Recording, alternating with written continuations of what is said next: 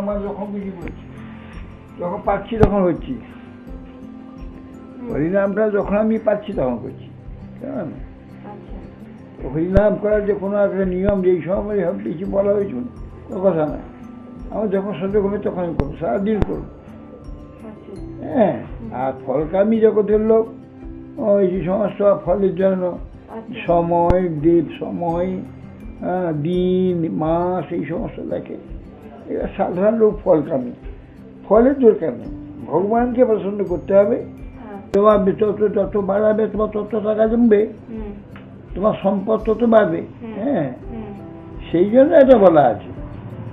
তাহলে আপনি বলুন না কতটা করবো? আপনি যা 25,000, 25,000 মিনিমাম। ওটা তো করাই হয় না, 50,000, কোন সময় 5,000, 75,000, পারলে 1 লক্ষ করবে।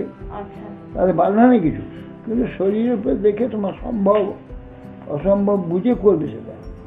হ্যাঁ, রাধে শ্যাম, রাধে শ্যাম, রাধে শ্যাম।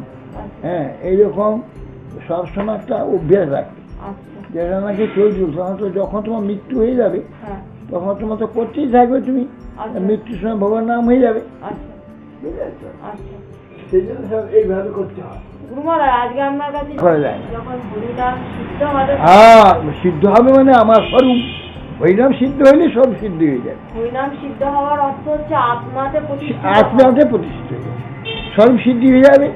তখন তোমার যে কি সেবা আদি তখন সব উদ্ভাসিত হয়ে যাবে। কল্পনা করে হয় না, এরা যে কল্পনা করে, যে অষ্টকালীয় চিন্তা করে আর যে লীলা চিন্তা করে, ওই সখাত শরীর,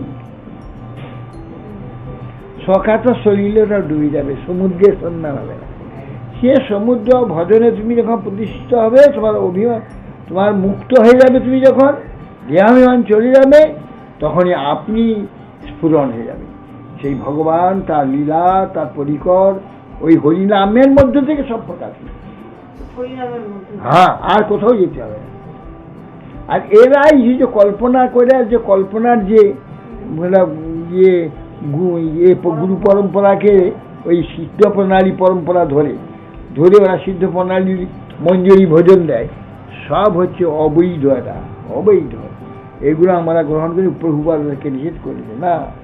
ভক্তি গৌরকিশোর দাস বাবাজি ছিলেন, বাবাজি মহারাজ না, তোমরা এই সমস্ত কাল্পনিক